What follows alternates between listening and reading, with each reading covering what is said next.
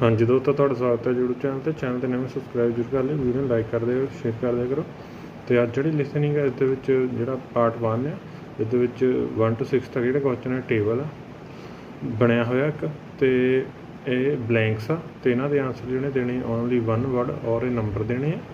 ਤੇ ਨੈਕਸਟ ਜਿਹੜੇ ਕੁਐਸਚਨ ਆ ਇਹਨਾਂ ਦੇ ਵਿੱਚ ਵੀ ਅਗੇਨ ਬਲੈਂਕਸ ਆ, ਇਹ 7 ਤੋਂ ਲੈ ਕੇ 10 ਤੱਕ ਆ ਤੇ ਇਹ ਇਹਨਾਂ ਦੇ ਵੀ ਆਨਸਰ ਜਿਹੜੇ ਓਨਲੀ 1 ਵਰਡ ਦੇਣੇ। ਤੇ ਜਿਹੜਾ ਪਾਰਟ 2 ਆ ਇਸ ਦੇ ਵਿੱਚ ਸਭ ਤੋਂ ਪਹਿਲਾਂ 11 ਤੋਂ ਲੈ ਕੇ 16 ਤੱਕ MCQ ਆ, ਤੇ ਨੈਕਸਟ ਜਿਹੜੇ ਕੁਐਸਚਨ ਹੈ ਇਹ ਮੈਪ ਆ, ਇਹ 7 ਤੋਂ ਲੈ ਕੇ 20 ਤੱਕ ਆ, ਤੇ ਆਪਸ਼ਨ ਜਿਹੜੀਆਂ ਲੋਕੇਸ਼ਨਾਂ ਆ 8 ਤੋਂ ਲੈ ਕੇ F ਤੱਕ, ਤੇ ਜਿਹੜਾ ਕਰੈਕਟ ਲੋਕੇਸ਼ਨ ਫਾਈਂਡ ਕਰਕੇ ਫਿਲ ਕਰਨੀ ਹੈ। ਤੇ ਨੈਕਸਟ ਜਿਹੜਾ ਪਾਰਟ 3 ਆ ਇਹਦੇ ਵਿੱਚ 21 ਤੋਂ ਲੈ ਕੇ 26 ਤੱਕ MCQ ਆ, ਤੇ ਨੈਕਸਟ 27 ਤੋਂ ਲੈ ਕੇ 30 ਤੱਕ ਜਿਹੜੇ ਬਲੈਂਕਸ ਆ ਤੇ ਇਹਨਾਂ ਦੇ ਆਨਸਰ ਓਨਲੀ 1 ਵਰਡ ਦੇਣੇ ਆ। ਤੇ ਜੇ ਪਾਰਟ 4 ਆਪਾਂ ਦੇਖੀਏ ਤਾਂ ਇਸ ਵਿੱਚ ਵੀ ਜਿਹੜੇ ਬਲੈਂਕਸ ਹੀ ਆ ਤੇ ਇਹਨਾਂ ਦੇ ਆਨਸਰ ਜਿਹੜੇ ਓਨਲੀ 1 ਵਰਡ ਦੇਣੇ ਆ। ਤੇ ਅੱਜ ਕੱਲ੍ਹ ਜਿਹੜੇ ਐਗਜ਼ਾਮ ਦੇ ਵਿੱਚ ਕੁਐਸਚਨ ਆ ਰਹੇ ਜ਼ਿਆਦਾਤਰ ਜਿਹੜੇ ਬਲੈਂਕਸ ਉਹ 1 ਵਰਡ ਹੀ ਆ ਰਹੇ, 2 to 3 ਜਿਹੜੇ ਵਰਡ ਬਹੁਤ ਘੱਟ ਆਉਂਦੇ ਆ, ਇਸ ਕਰਕੇ ਇਹਨਾਂ ਦੀ ਪ੍ਰੈਕਟਿਸ ਚੰਗੀ ਤਰ੍ਹਾਂ ਕਰ ਲਿਓ। ਤੇ ਹੁਣ ਆਪਾਂ ਜਿਹੜੀ ਲਿਸਨਿੰਗ ਉਹਨੂੰ ਸਟਾਰਟ ਕਰਦੇ ਹਾਂ। Part 1.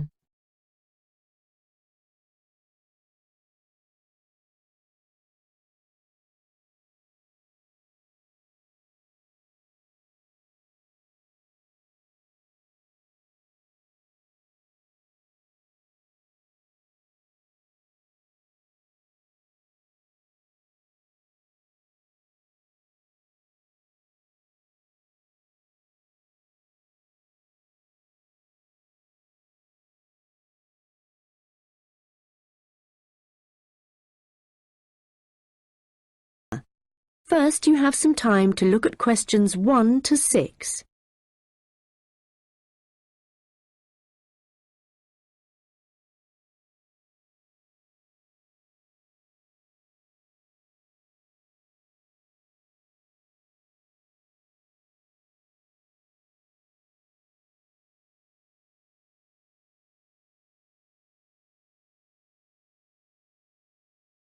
Hi Nick, it's Julie. Have you managed to find any information about accommodation in Darwin? Hi, I was just going to call you. I found some on the internet. There are quite a few hostels for backpackers there. The first possibility I found was a hostel called Top End Backpackers. Okay. It's pretty cheap. You can get a bed in a dormitory for $19 per person. Private rooms cost a bit more. But we'll be okay in dormitories, won't we? Sure. So, that hostel has parking, though that doesn't really matter to us, as we'll be using public transport. Yeah. Are there any reviews on the website from people who have been there? Well, yes. They aren't all that good, though. Some people said they didn't like the staff. They had an unfriendly attitude. That's quite unusual in a hostel. Usually all the staff are really welcoming. That's what I thought. People said they liked the pool and the fact that the rooms had air conditioning. But the problem with that was that it was very noisy, so they were kept awake. But it was too hot if they turned it off, so they had to put up with it. Someone told me there's another hostel called Gumtree something. Gumtree Lodge. It costs a bit more, $45 a person. What? Oh, no, that's for private rooms. It's $23.50 for the dorms. That's more like it. It looks to be in quite a good location. A bit out of town and quiet, but with good transport and quite near a beach. Has it got a pool? Yes, and its own gardens. The reviews for that one are mostly okay, except for one person who said they couldn't sleep because there were insects flying around in the dormitories. Not for me then. And I'd rather be somewhere central, really. Right. There's a place called Kangaroo Lodge. They've got dorms at $22, and it's downtown, near all the restaurants and clubs and everything. So that should suit you. And it doesn't close at night. So there's always someone on reception? That sounds good. The only criticism I saw was that the rooms were a bit messy and untidy, because people just left their clothes and stuff all over the beds and the floor. Don't hostels usually have lockers in the bedrooms where you can leave your stuff? Yeah, they do usually, but apparently they don't here. Still, hostels are never particularly tidy places, so that doesn't bother me. And the same person said that the standard of cleanliness was pretty good, and especially the bathrooms. They were excellent as far as that went. Right. Yeah, I reckon Kangaroo Lodge sounds the best. Me too. Quite a lot of people reviewing it said it was really fun there. Like every night everyone staying there got together and ended up having a party. So it sounds like it's got a really good atmosphere. Okay, let's go for that one.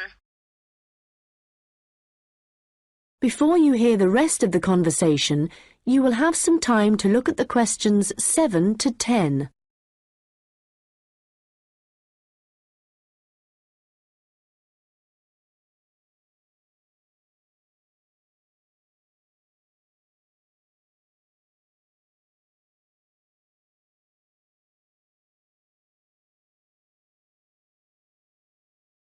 Now listen and answer questions 7 to 10.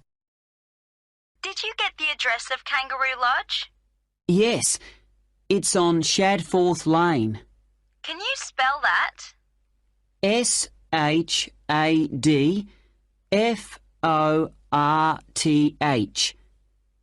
It's near the transit centre, where the intercity buses and the airport buses drop you off. Cool. I'm really looking forward to this. I've never stayed in a hostel before. Do they provide bed linen, sheets and things? Yeah. And you can usually either bring your own towel or hire one there. But they don't usually provide those for free. Okay. And what happens about meals? Well, you don't have to pay extra for breakfast. It varies a lot in different places, but generally it's okay. And there's usually a cafe where you can buy a snack or a hot meal for lunch. But actually, if you're really travelling on the cheap, usually for every 5 or 6 rooms, there's a kitchen where you can knock up a snack. And that saves a lot of money. Great. Right, well, shall I go ahead and book that?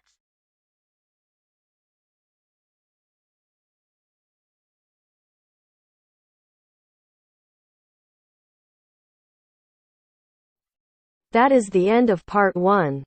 You now have half a minute to check your answers.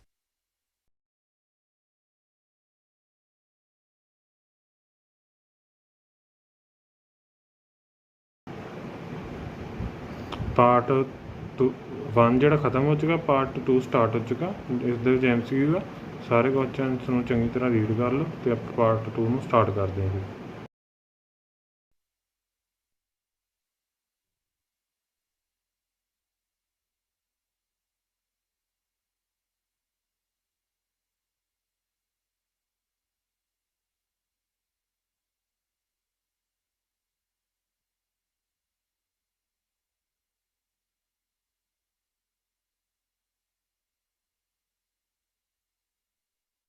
Now turns to part 2.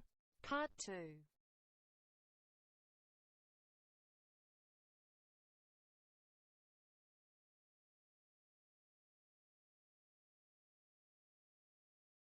You will hear a guide at an outdoor sculpture park talking to a group of visitors. First, you have some time to look at questions 11 to 16.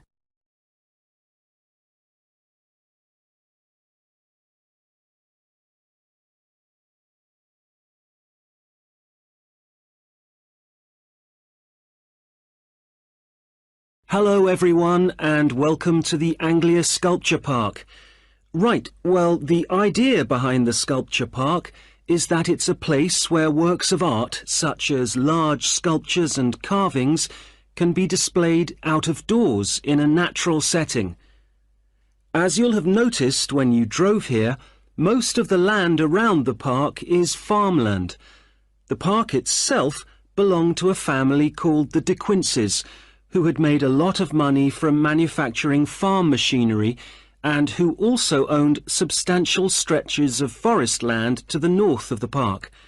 They built a house in the centre of the park, not far from where we're standing now, but this burnt down in 1980 and the De Quinces then sold the land. The Anglia Sculpture Park isn't the only one in the country. Several of the London parks sometimes display contemporary sculptures, and there are a couple of other permanent sculpture parks in England.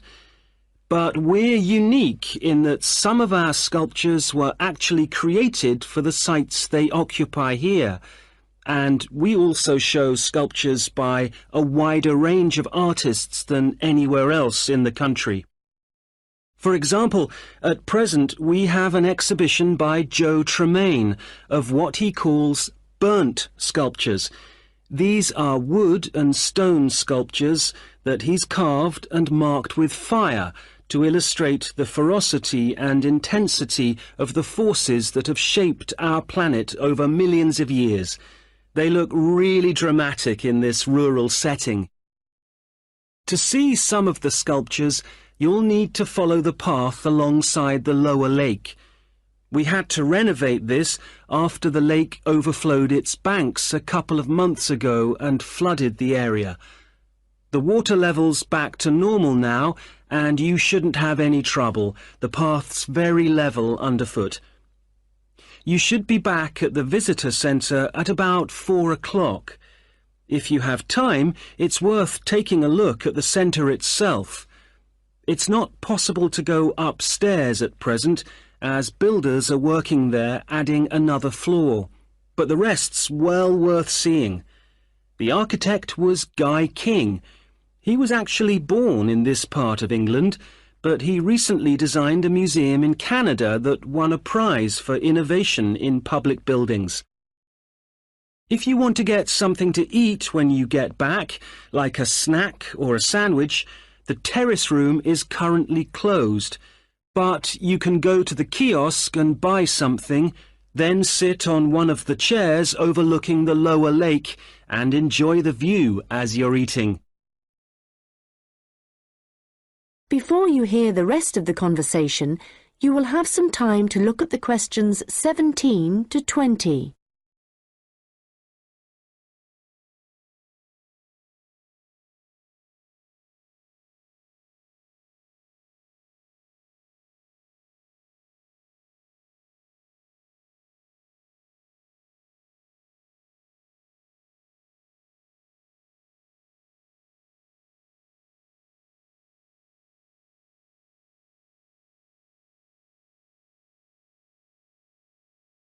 Now listen and answer questions 17 to 20.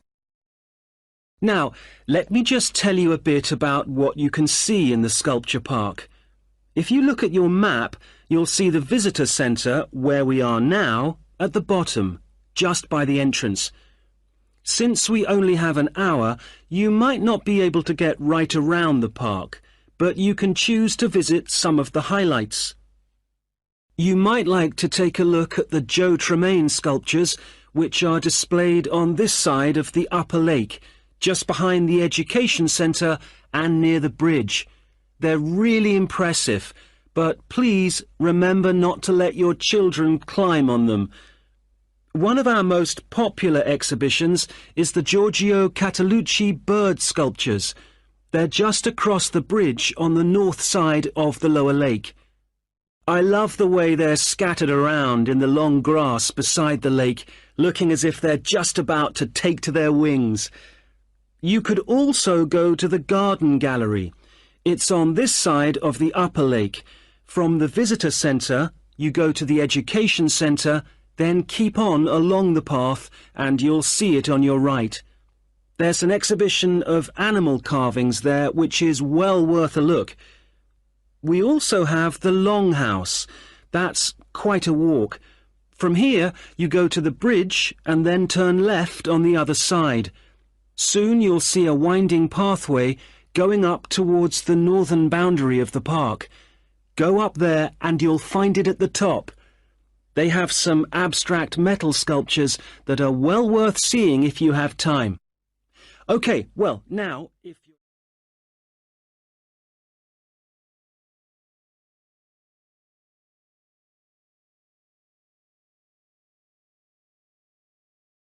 That is the end of part 2. You now have half a minute to check your answers.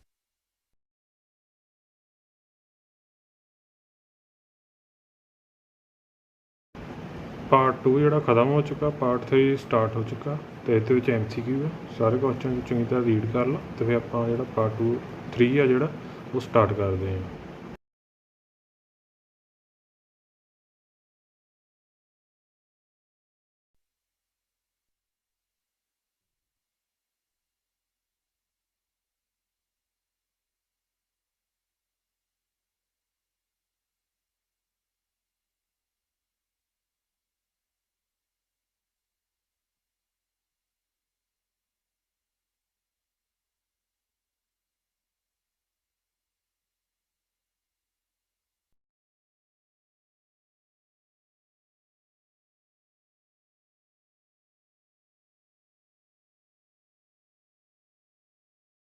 Now turns to part 3.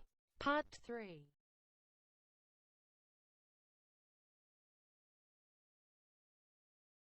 You will hear a first-year marketing student called Leo talking to a second-year student called Anna about his marketing report. First, you have some time to look at questions 21 to 26.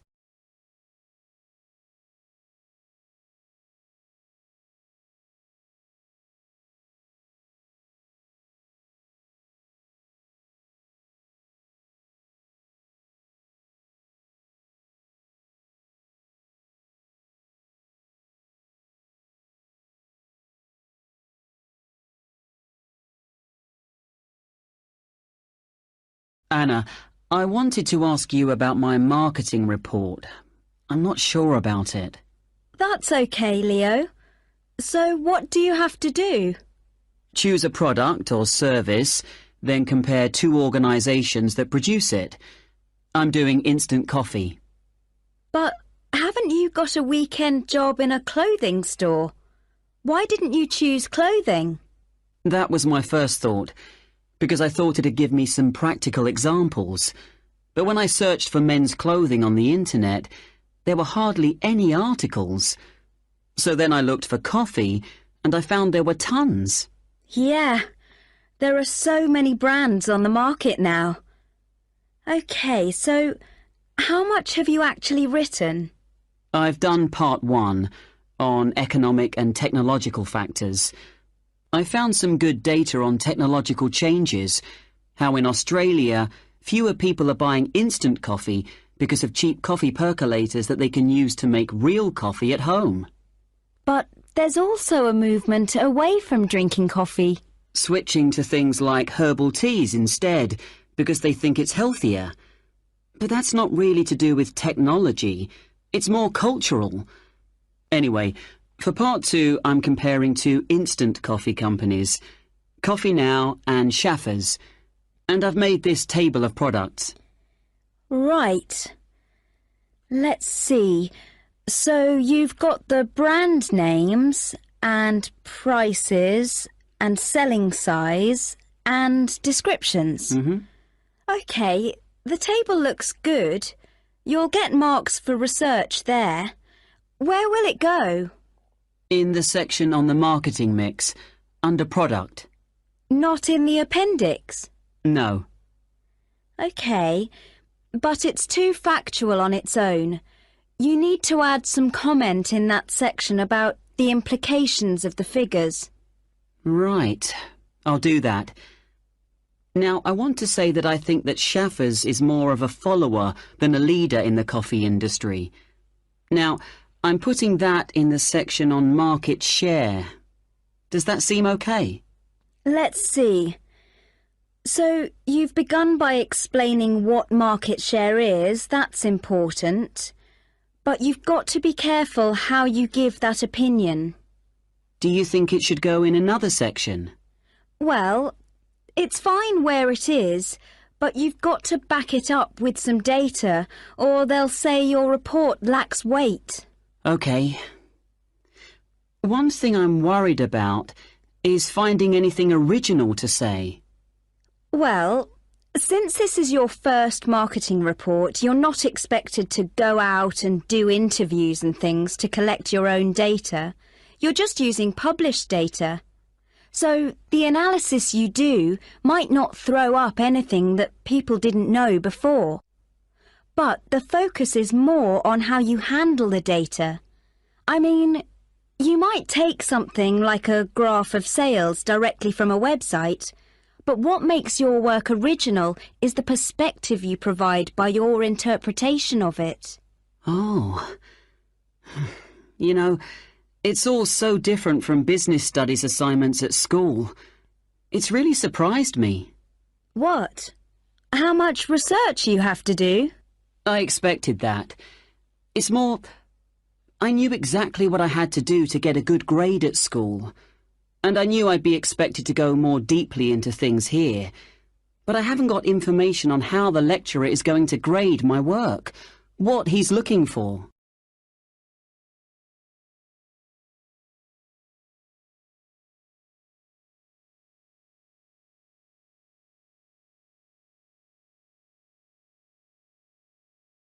Now listen and answer questions 27 to 30.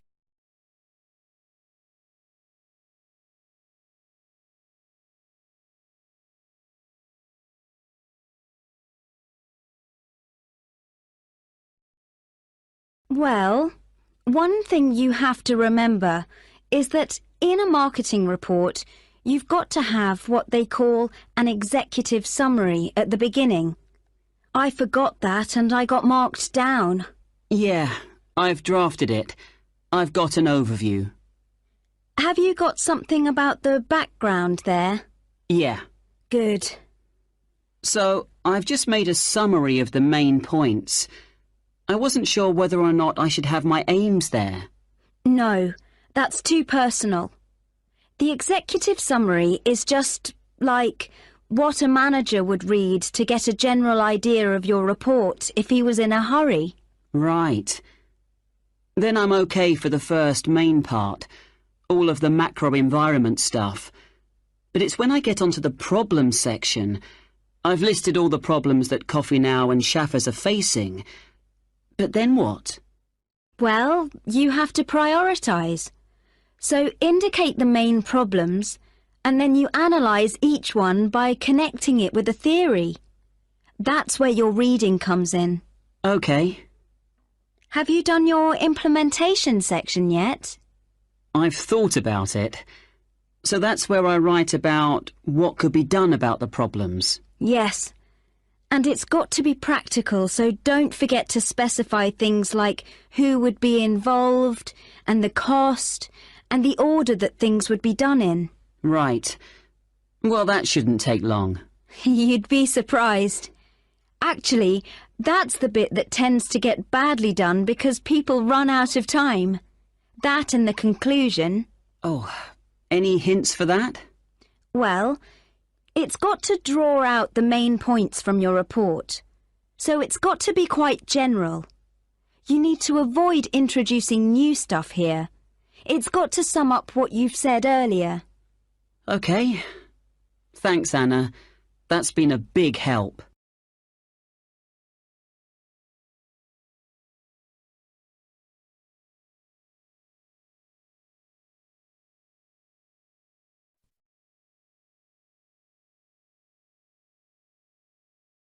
That is the end of part 3. You now have half a minute to check your answers.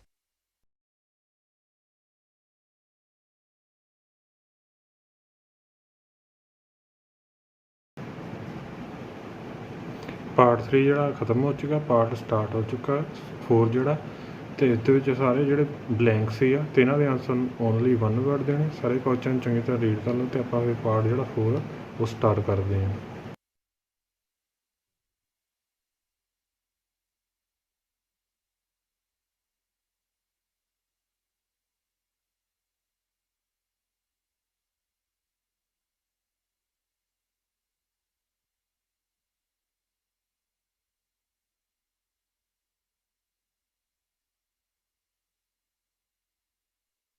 Now turns to Part 4. Part 4.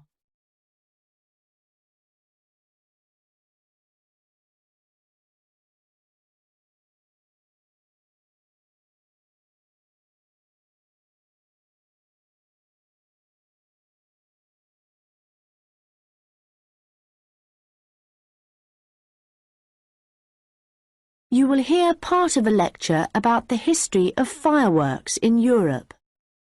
First, you have some time to look at questions 31 to 40.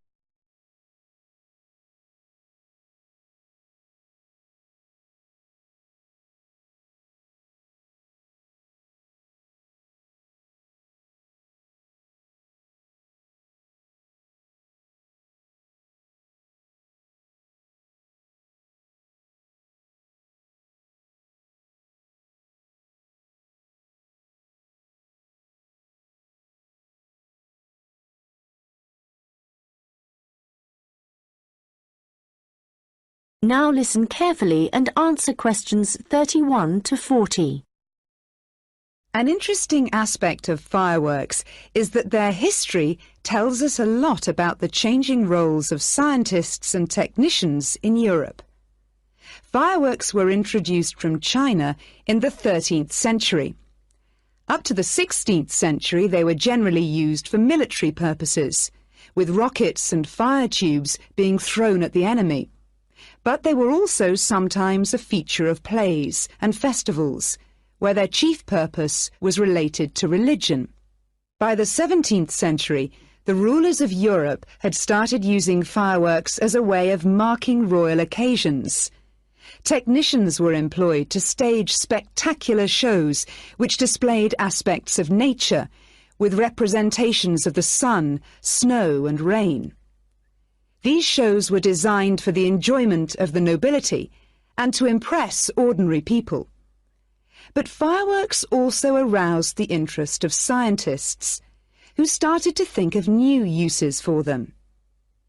After seeing one firework display where a model of a dragon was propelled along a rope by rockets, scientists thought that in a similar way humans might be able to achieve flight, a dream of many scientists at the time.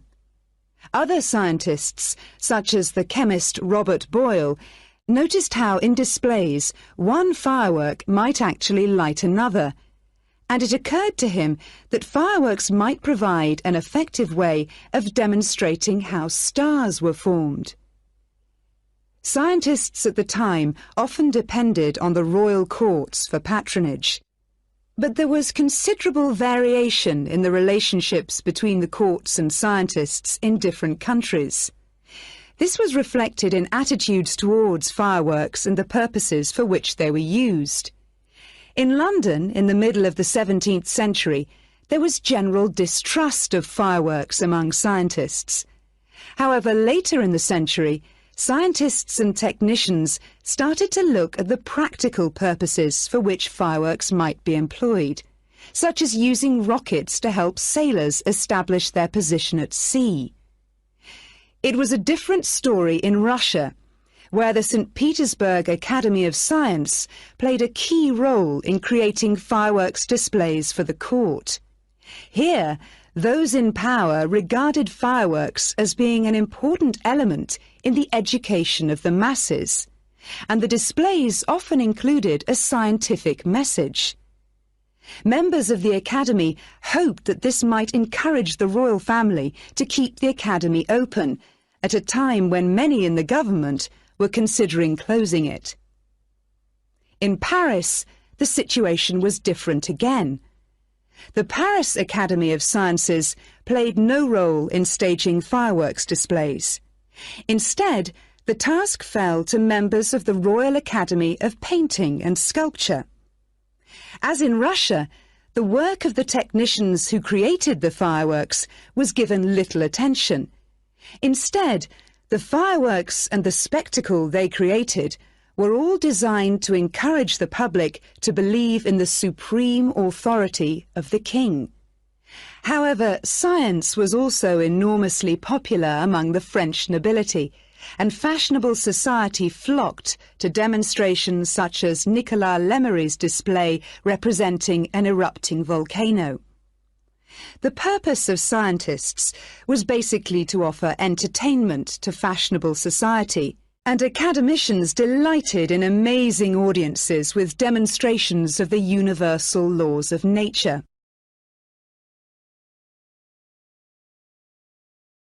In the course of the 18th century, the circulation of skills and technical exchange led to further developments.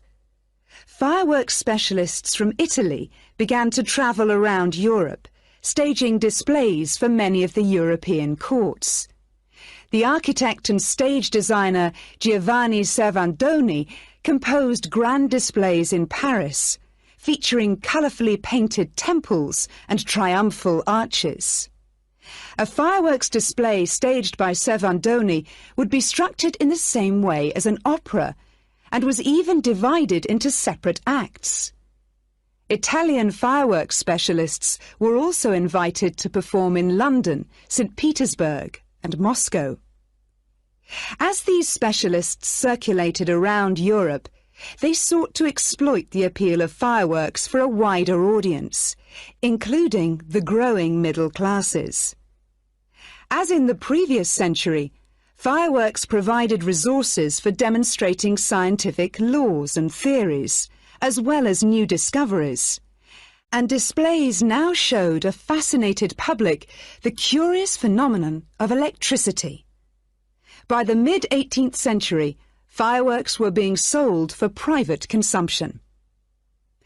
So the history of fireworks shows us the diverse relationships which existed between scientists, technicians, and the rest of society.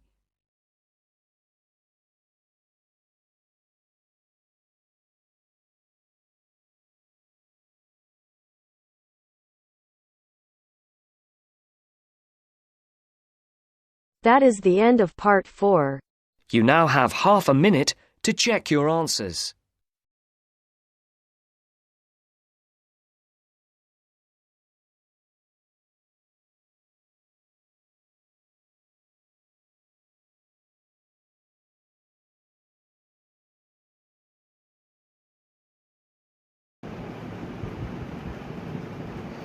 First का answer हैगा unfriendly, next noisy, next 23rd 50, next insects, next bathrooms, next party, next SHADFORTH,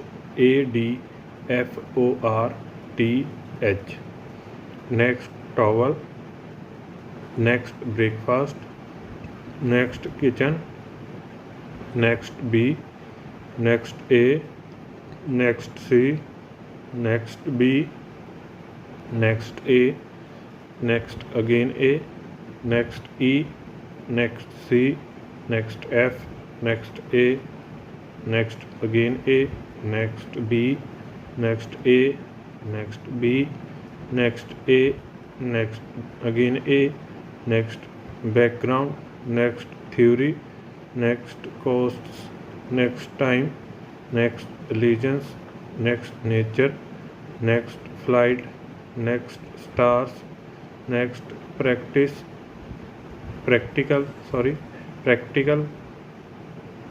next education, next king, next entertainment, next opera, next electricity। Channel ते नवें subscribe जरूर कर ली, video ਨੂੰ like कर दिया करो, शेयर कर दिया करो, तो स्क्रीन ते दिते हुए नंबर ते तुसीं फाइनैंशियली सपोर्ट कर सकते हो चैनल की, तो तुसीं डोनेशन कर सकते हो। तो थैंक यू फॉर वाचिंग।